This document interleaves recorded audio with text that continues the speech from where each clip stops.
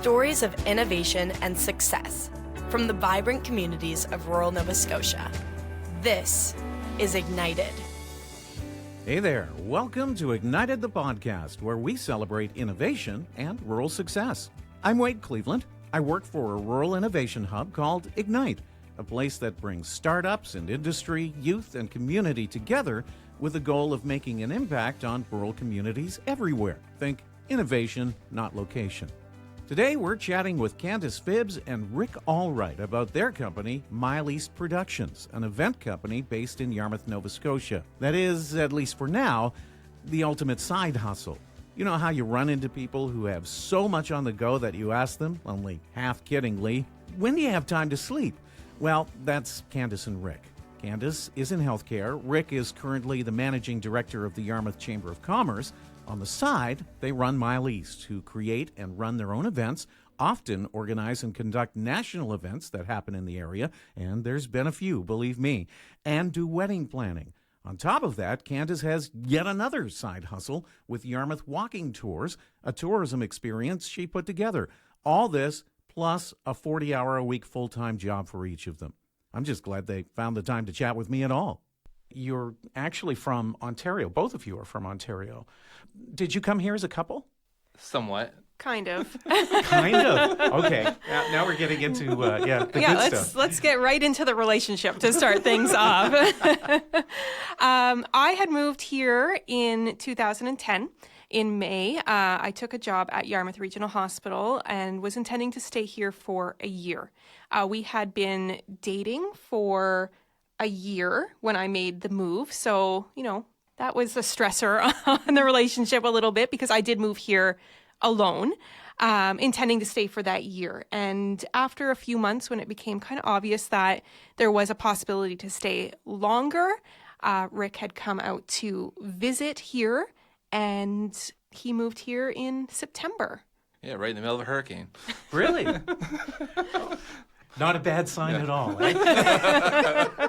So, that 1 year that I intended to stay in Yarmouth turned into 2, we're going on 13 years now, and we've just fallen in love with the area. So, certainly getting into business ownership wasn't why we moved here. I work and still work in healthcare, and Rick has had kind of a few different jobs along the way as well. Yeah, but let's talk about that just for a second, because everything you've done has been very community-facing and has involved a lot of, I guess, interesting things. When I first met you, you were working kind of as a sales and events creator for YASTA, the Yarmouth and Acadian Shores Tourism Association. Was that the first thing you had? No, so I moved here. I was selling commercial insurance, having never sold commercial insurance before.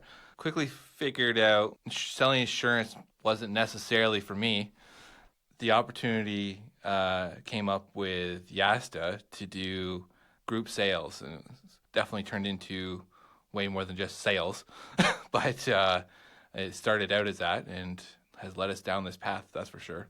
Yeah, well, let's talk about the path, because the path it's an interesting one. I mean, what you guys do, again, very community-facing, and were you planning on, grabbing a side hustle at some point right from the start? I've always been an entrepreneur of some way. I started my first business when I was 15 or 14, something like that. So I don't think was really any surprise I was going to do something else and so have some sort of side hustle, because it's just my nature. It does make sense when you look at what I was doing with YASTA. I was going after major events with that organization to bring them here to Yarmouth. Although the job was meant to be get the event, sell them on coming, and hand it off to another organizing committee, that rarely happened. It always ended up being me organizing it for the most part. There's committees involved, but there's always a significant portion of the job that turned into planning the event. Right. So it kind of naturally led from that point into developing events for the region that didn't necessarily exist, but were not national in scope and things that we were bidding on through YASTA. So you need an event, make your own. Yeah, exactly. And that's kind of been the angle that we need to as a community, push more for, and building our own events rather than paying to bring events here. You've mentioned the fact that when you were young, you kind of had that entrepreneurial spirit anyway. And you know what? With a lot of the entrepreneurs I speak to, that kind of is the thing. So It starts early. Yeah. What gives somebody that kind of entrepreneurial outlook? I think part of it comes from a drive of wanting money. So, and as a kid, that you find ways to do that one way or the other. And we were cutting lawns, selling lemonade, whatever it took to get that little bit of cash. That was the drive, and we always found little things in entrepreneurial ways to develop that. So that first business that I started at 14, it was through a grant from the Ontario government, and it was as a small woodworking business. And I think I was the youngest kid that year to receive that grant. And I look back at that grant application, that business plan, and it was like, holy crap, this was so bad. How did anyone ever give me money? Hey, you were 14 years old, but yeah, somebody gave you money. Yeah, and it was, I think, that just that little bit of spark. And then they provided a ton of mentoring along the way.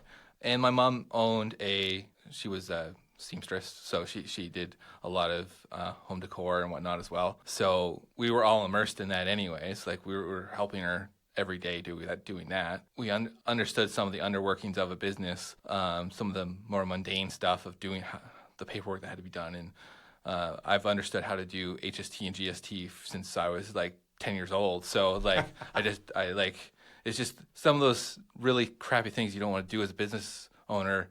I've understood for a very long time, and it's just things you need to do. Those are things that tend to scare the hell out of people when they're starting a business. It's easy to have an idea, but turning it into something, first off, and doing the action, but then doing all the paperwork. Well, and with the chamber, in that role, I see it often of entrepreneurs just not knowing where to start with just the basics of getting a business registered. And it's not complicated. It's not that scary. You just got to go through the steps, and it can be aggravating. There are aggravating pieces to it, especially when you're trying to register a name or something, but you can get through that. Mm-hmm.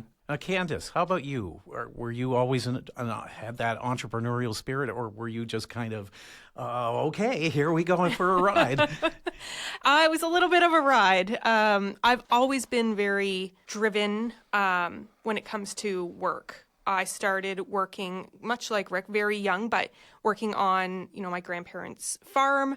I started picking berries at different farms in southwestern Ontario, and then I got my first position with a grocery store when I was 15. And I rarely have held just one job. Yeah. So, very work-driven, very money-motivated, I'll say.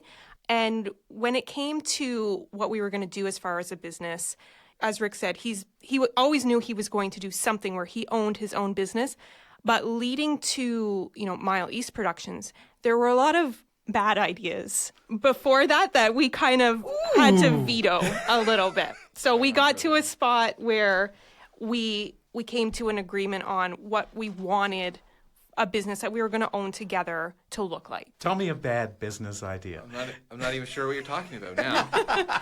Oh, well, there's been an array of, ideas on pop-up food trucks, and it just, neither of us are chefs or anything like that. And getting to, something that went hand in hand with what Rick was already doing with Yasta, really, I was comfortable with it, and there was a need for it in this community. There were bad ideas, as much as Rick has steered those into the back of his brain, but those are all gone. I think part of this business, though, is also we had the right people pushing us in this direction too. Right. It wasn't just us. We had the support around us of in the community of people saying we could use this, and you guys could pull this off, and those sorts of things. And it was constant that happening, and they were always there to back us up and guide us in the right direction too. So okay, the right partners involved. Sounds good. So tell us about the early days of Mile East. What was the first thing you did? Did you come up with your own event? Our first official event would be the New Year's Eve at the Grand. Mm-hmm. Which is still going on. Which is still going on, a couple years hiatus, but we brought it back this year. So that was New Year's Eve 2015 was the kind of birth of our first event and Mile East Productions. And then at a bigger scale in May of 2016 was the Yarmouth Spring Living Show. Right. Yeah, and like so with New Year's, it was very much we had the right partner in the hotel that you wanted to work with us and make something happen. Shared the risk very evenly between all of us to bring it together. So it made it a very gentle landing into it. Right. Didn't go into doing that event expecting to make all sorts of money or anything, or we just wanted to put on a good show, and that works out. Like I think when you go into it with the right attitude to start with, it does make a huge difference. Tell us a little bit about the home show. The business that you do with Mile East aligns so well with what is needed in a small rural community, particularly this one, that it works really nicely. And the home show certainly has been a success. And again, COVID slowed everything down, but here we are back again. Yeah, and COVID definitely slowed that down. That was we were coming back from Ontario, having supposed to have gone to Italy, and we canceled it in the hotel before we drove back here. Yeah, and that was going to be 2020 would have been our 5th year of the Spring Living Show, and there were a lot of, big plans for that year. Almost at a sellout in March of 2020, and workshops and speakers and that sort of thing. So that was quite a disappointment. But bringing it back, like Rick said about the New Year's Eve event, it was having the right partners. Gil Dares was the manager or CEO of the Mariner Center at the time when we started it in 2016. Really pushed us in the direction of trying to make it happen. He wanted that sort of show back in the center, so he was really selling us on doing it. And he came to the table basically as the center saying, let's just make this happen. Very favorably financially to try and make this happen. Like we'll just make it happen and we'll figure out the finances later. Basically, is what it came down to. So let's make sure everyone's successful doing this. We had another good partner in the Rotary Club, and that partnership still continues. And it's the same sort of model we follow for a lot of events now. Is we partner with a charitable organization to provide staffing in return for a donation. Because it's basically only the two of us, and we can't run the entire thing on our own.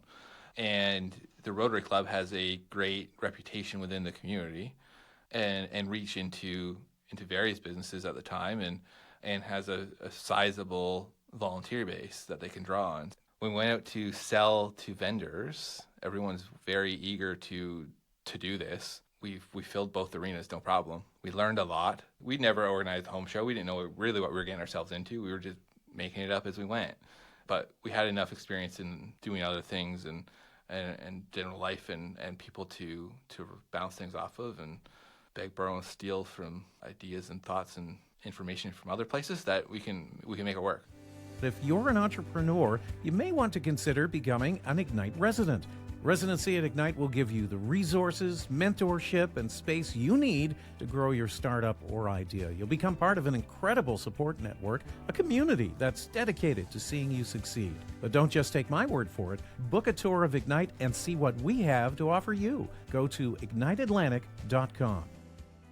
There's a ton of different things that you guys are up to, and you seem to be always up to something. And when national events come, usually Mile East has a big part in that as well. We definitely tried to have a part in those. Since leaving YASTA, who moved on to the Chamber, we've been contracted by YASTA or another group that they're working with to kind of take a lead in planning some of the events that are coming to the area, because we have the experience and it makes it a lot quicker and easier to get stuff done. And we have those relationships that make things happen. But part of our business now, like you said, we're into weddings and whatnot, but we vertically integrated and taken on event rental pieces. So that significantly expands our business. And we were never really planning to get into weddings. And we really only got into weddings at the time because of COVID. The government said, if you want to have your wedding, you have to have an event planner. There was no event planners around here. So we were it. Really, as much as I harped on government at the time for shutting things down and the way they did throw at least our industry, or the event planners, a little bit of a bone to keep them going a little bit if they wanted to. by making people do that. We own a fairly significant number of tents and decor items and chairs, and we got 3 sea cans full of stuff and a whole building full of stuff that, and we just keep adding to it because the need keeps there. The need keeps coming. I think over the winter of 2023, we'll add probably close to $50,000 worth of new inventory. Yeah. Yeah, that's to rent, not necessarily for you to do events with. Or it can be both, of course. It's definitely both, but it's mostly for rent. Yeah. Which is a good way to scale up. I mean, because let's address this because it's the thought that goes through everybody. And I'm sure you hear this 100 times a week when you run into people. How do you have time to do all of this stuff?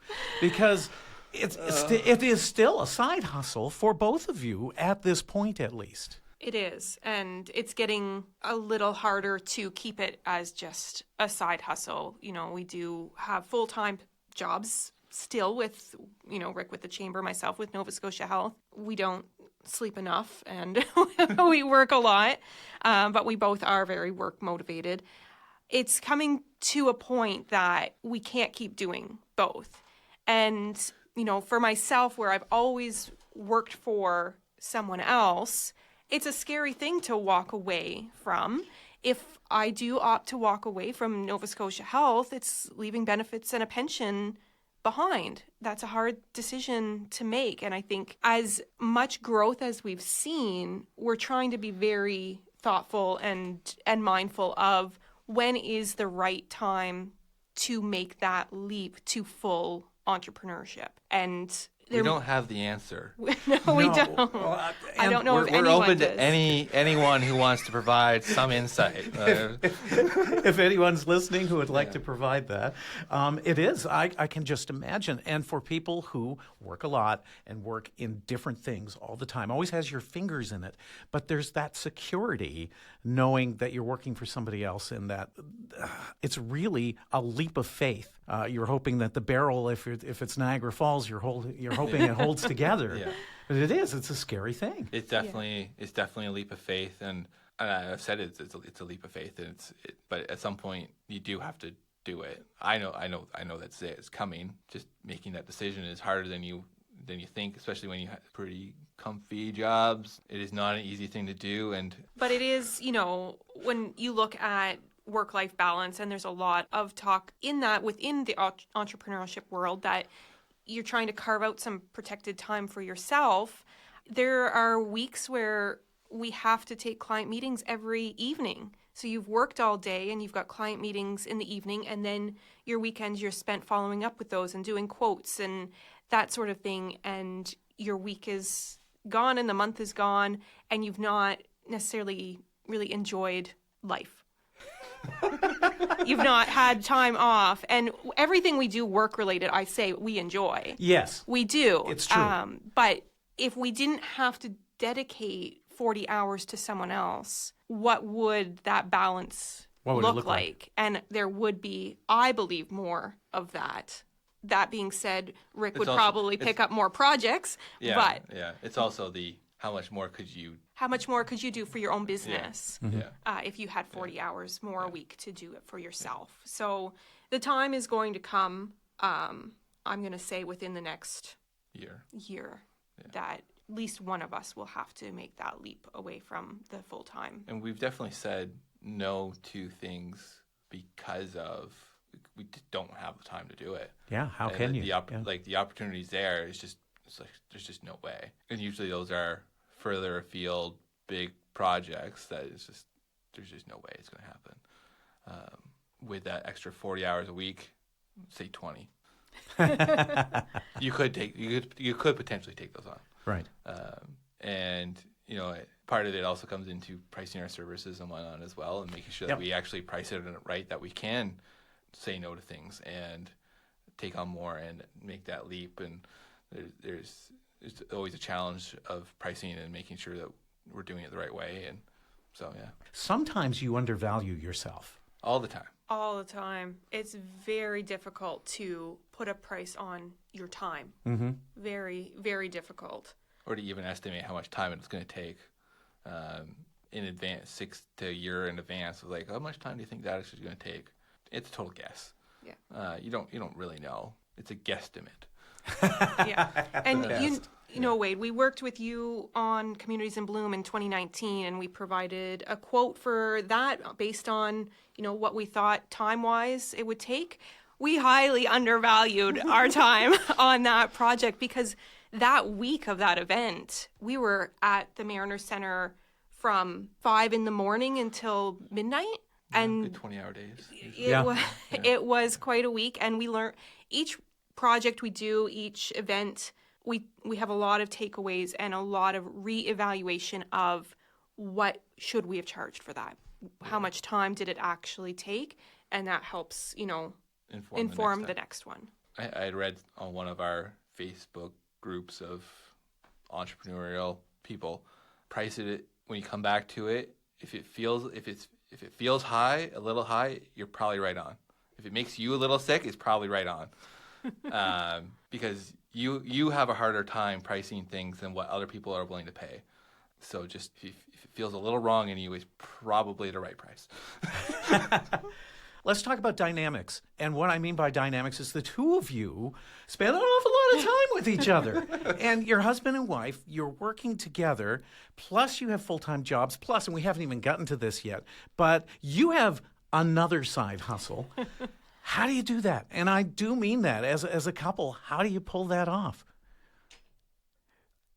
I don't know. There's a lot of quiet there. It's, I think it's a good thing. I think someone had said, someone had told me a while ago, it must be good because you must have a good relationship only because you're always able to talk about real stuff and important stuff, and it's never just mundane every day. There's real things to talk about all the time, and always issues to work through. There's always a little bit of conflict to deal with. So as long as you're able to deal with that, that's the biggest thing. So I think that what they said at the time still rings true. I didn't really understand it at the time, but it definitely I think that rings true. Yeah, I think the way we work together and, you know, the way we operate our home life as well, we complement each other well. Rick is very much, you know, long-term, big, broad picture, and I'm the detail person. So having those conversations, we have the opportunity to kind of talk it out and look at it from different perspectives. So there are times where I do think we talk about just work a lot, but that's not necessarily a bad thing. And there are times too where we do opt to just put the phone aside, put the work aside, and just be a couple and not talk about it. We have a vacation coming up very soon, and there's going to be a no work talk allowed on that. But yes, it's a lot of time together, and I'm not going to say there aren't conflicts that come up despite thinking we have everything covered, because we look at things a different way. As I said, I'm very detail oriented. Rick setting something up and me taking a look at it, I'm not afraid to say, like, no, do it again, because that's not how I wanted it done. Yeah, I think at the end of the day, it does work. I would say it's definitely not for everyone.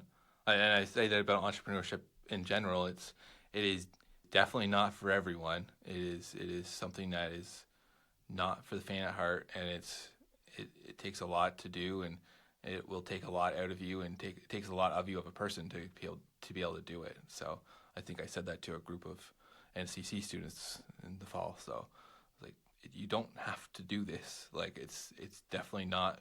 Working a 9-to-5 job is perfectly fine for the majority of people, because this is not easy. And that makes sense. Let's talk a little bit about being a woman and being a partner to a guy and running a business like MyLeast, or running any business. There has to be obstacles. The one that comes to mind always, that I always seem to run into with other women that I see, is almost a lack of respect. And you know, I don't want to dwell on the negative, but you must have to deal with that on a regular basis. I see it a little less in the wedding side of things. I think for the most part, you're dealing with brides, and brides relate well to another female.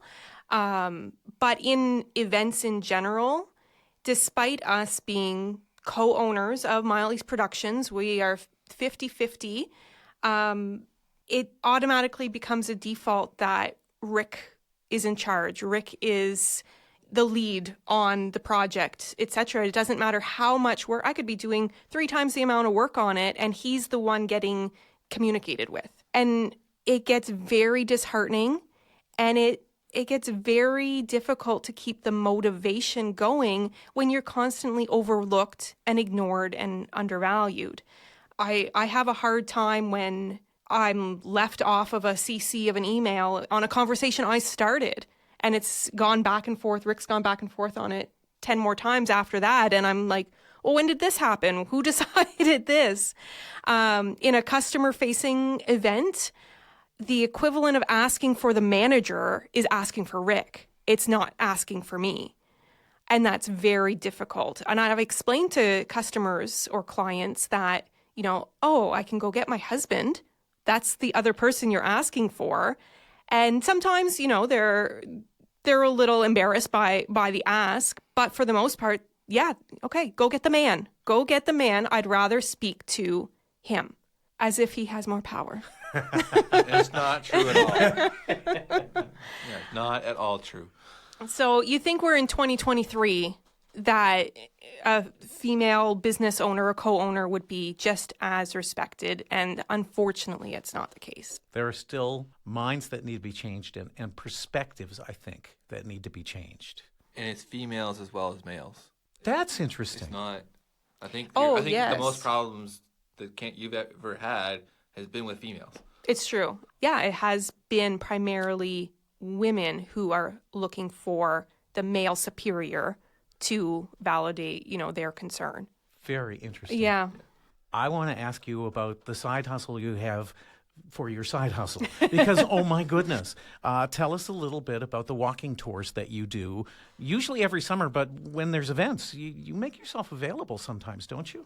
I do try to make myself available for different events. If we are leading that event, if we've been hired to organize it, I have taken myself off the table because it's a little hard to balance the event that's going on and leading 20 people through town on a walking tour. But yeah, the walking tours started in 2017, I believe. Everything's a little, dates tend to blur. But Rick and I had gone to London, England in 2015, and we had gone on a Jack the Ripper walking tour. It was fantastic. Loved it. And when we came back, I had kind of said, I can't believe there's not a walking tour in Yarmouth. For something through the week for visitors to do, I was surprised there wasn't anything. So I thought, well, we'll start this. And I headed to the library and to the archives and started digging into a little bit of Yarmouth's past and put together a few different tour options, a historical tour, a crime, folklore, legends tour, which is Ghost my one. favorite one. Yes, ghost stories that are in one. there, and a tour at the lighthouse as well. And the ghost and crime and folklore one is by far the most popular. So yeah, those run June through October, and up until COVID, they did run every weeknight. Tuesday through Saturday. They were well received, and from year 1 to year 2, I had a 10% growth in customer bookings, and that was great. And then the boat didn't run, and then it didn't run again, and COVID came. So we've kind of been in recovery since then, and I've shifted my model because we are so busy. I can't necessarily offer tours 5 nights a week. I'm only one person, and we don't have the number of customers to justify hiring a staff for it. So instead, I operate based on inquiry. So if somebody reaches out, hey, we're in town, we'd like a walking tour, and it fits in their visit time and my schedule, I'll make it happen. And I'll take out private groups as well. And it's 5-star reviewed on TripAdvisor. So it's been doing very well. I really enjoy getting to meet people from all over the world. When I think of the amount that you guys have put into this community, a community that you're not actually from. You have done so much for this community in the time you've been here. Just let me say thank you for your drive and for the side hustles and for all that you've done. It's really made a difference in this town. So thank you. Absolutely, thank you. And it's a pleasure to be here. I think we have no intention of going anywhere. It's definitely home now and home probably forever. I don't think we have any intention of ever leaving.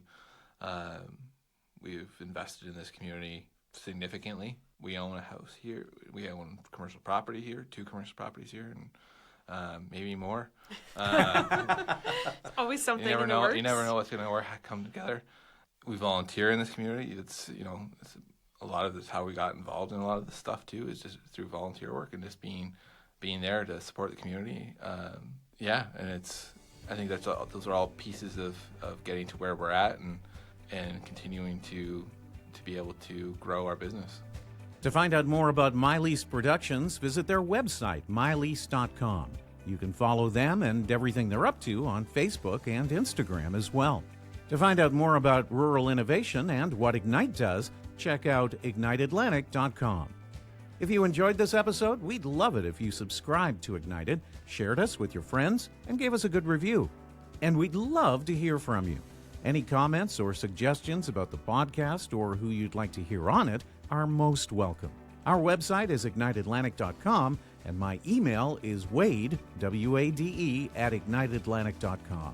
I'm Wade Cleveland. Thanks again for listening. We'll talk again soon.